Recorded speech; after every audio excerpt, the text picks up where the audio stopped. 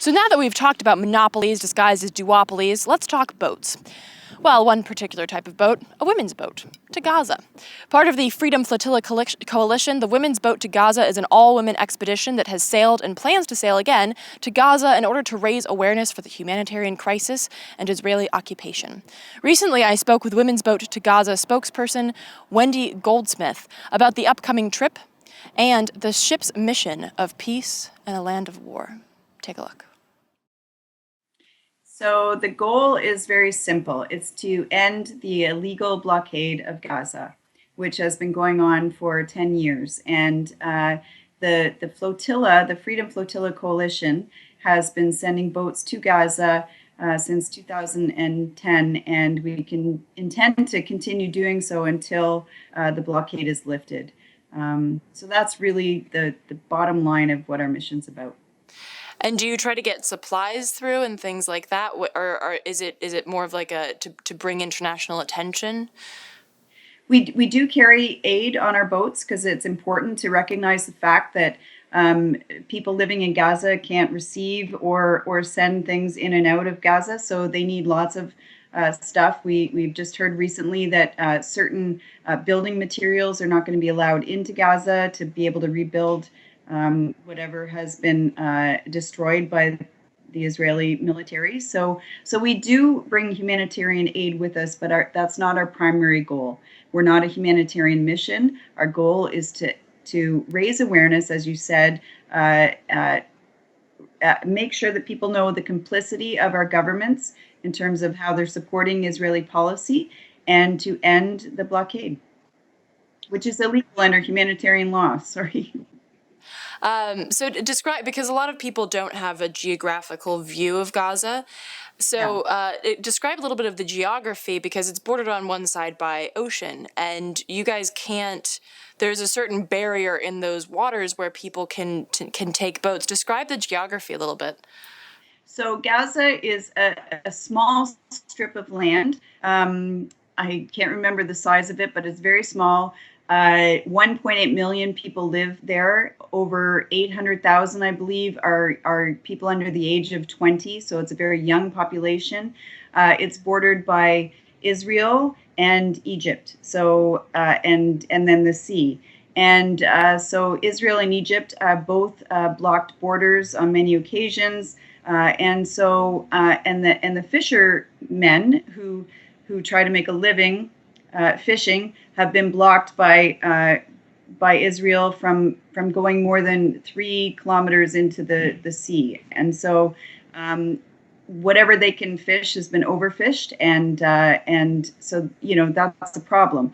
And so Israel is violating international law by not allowing these fishermen to be able to fish further than that. And so we want to connect through this one border. There's lots of other great initiatives that are occurring that are challenging Israel by land, and so this is our way to challenge them by sea. So before I get into what kind of interaction you've had on the water, I want to touch upon the women's aspect of it, because it sounds like the Women's Boat to Gaza was inspired by women in Palestine that are fighting for freedom. Talk a little bit about that.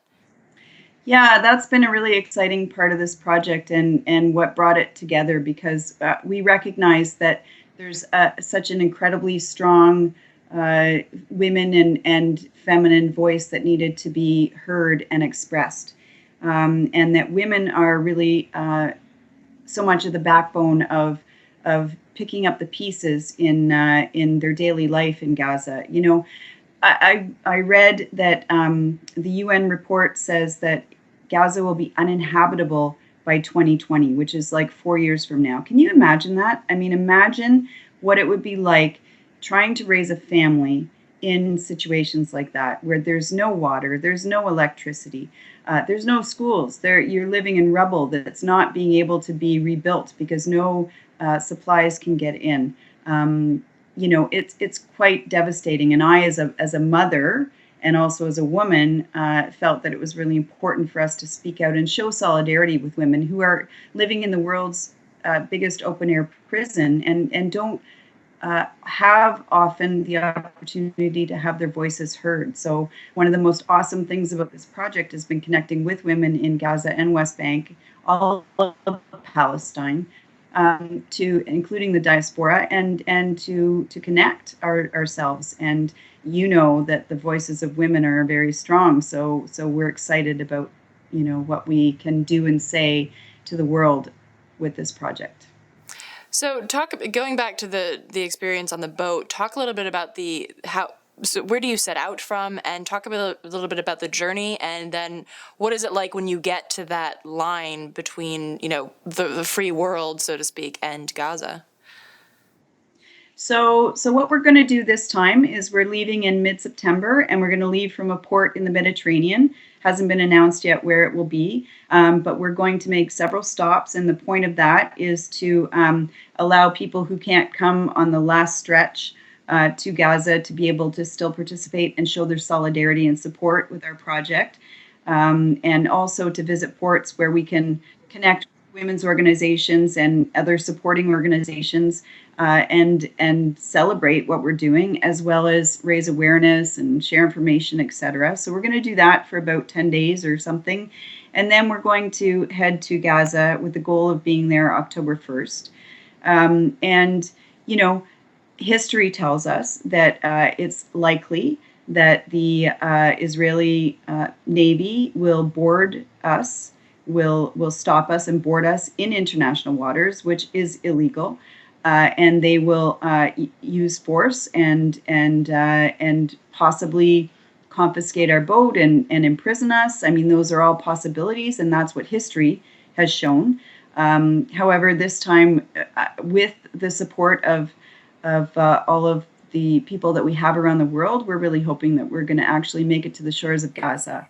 What has been your interaction with Israeli, or the Freedom Flotilla, or the women's boat to Gaza, with the Israeli forces? And do you think that because there is international attention that they'll start backing off of boarding ships and arresting people? Or do you think that there's just this blatant, I don't care, obviously we don't care, otherwise we wouldn't have this open air prison?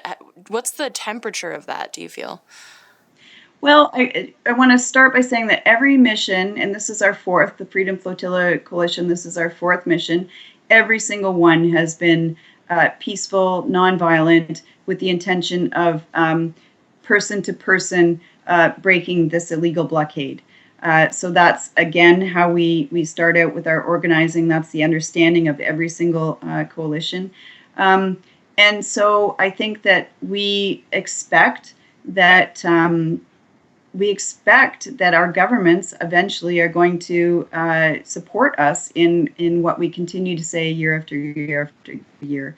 And if not, we will continue to say it as citizens and civilians who believe in justice. And what kind of response, if any, because I know it's also not easy for people inside of Gaza to interact with the outside world, what sort of response, if any, have you gotten from people, or in particular women inside of Gaza?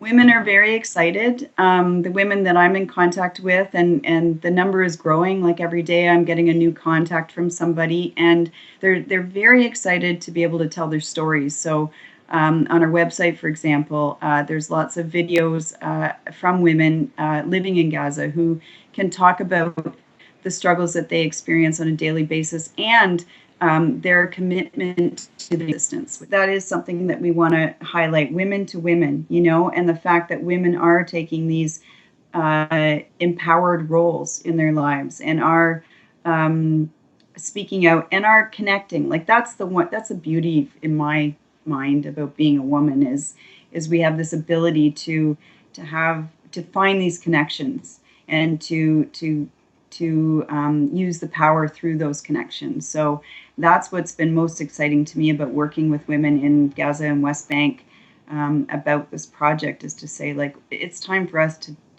women, to take a stand and to really speak out. And there's no shortage of women in Gaza who are doing that. For more information on the Women's Boat and the Freedom Flotilla Coalition, go to freedomflotilla.org.